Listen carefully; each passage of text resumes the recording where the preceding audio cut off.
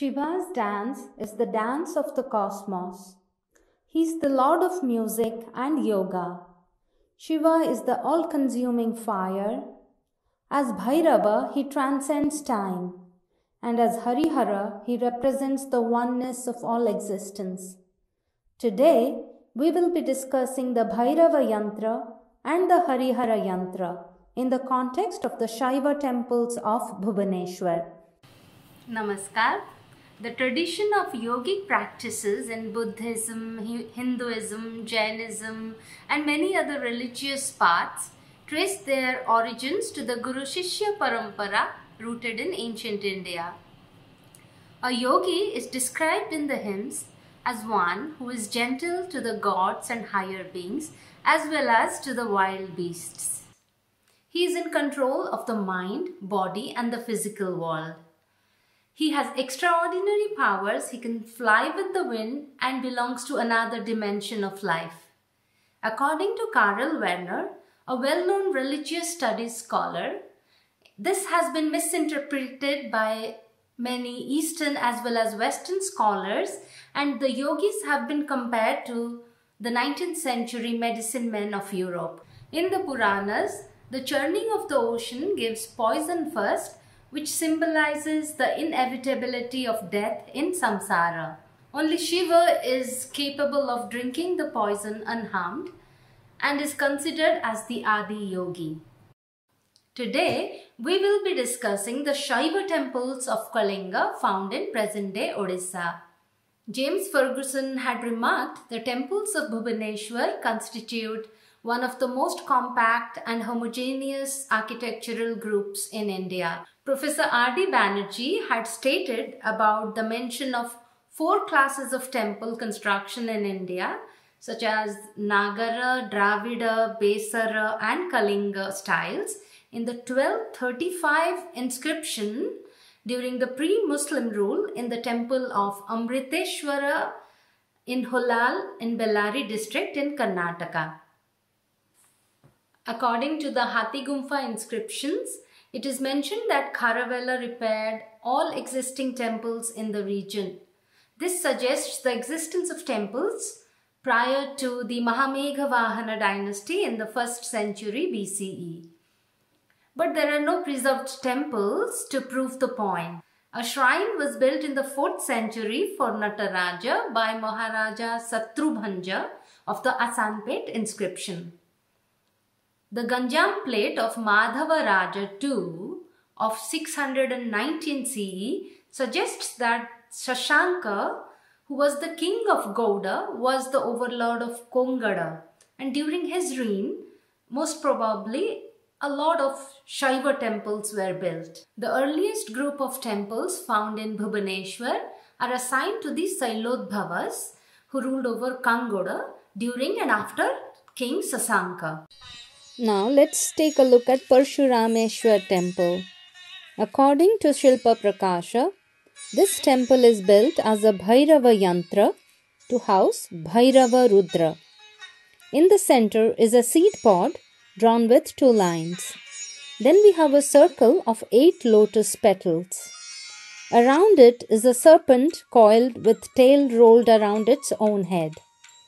The head lies in the center of the western door of the first city or Bhupura with 4 gates. Around it is another city with 4 gates.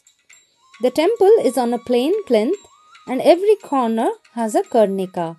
Temple plans can be 3 Ratha, Pancha Ratha, Sapta Ratha or Navaratha. Parshurameshwara temple is a 3 Ratha Garbhakha temple built in 650 CE. As Shaiva Pashva Devatas, it has images of Kartikeya in the western niche, Ganesha in the southern niche, and should have Ambika in the northern niche. Some of the empty niches suggest missing images. As Avarana Devatas, various other sculptures that are seen engraved are that of the Natyambaras, 6 Rudras, Surya and Brahma.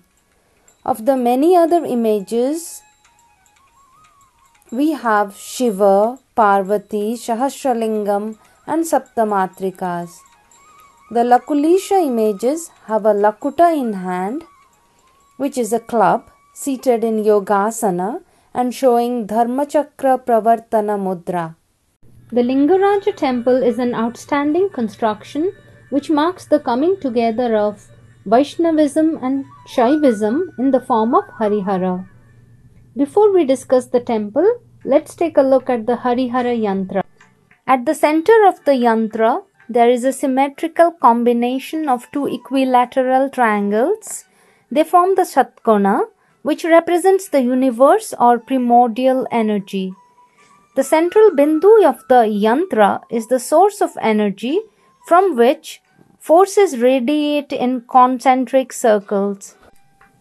In Parshurameshwara temple built by 650 CE, we see a rectangular porch with sloping roof in 2 tiers. In Mukteshwara temple built around 950 CE, we see the addition of a pyramidal roof as Jagamohana to the main temple.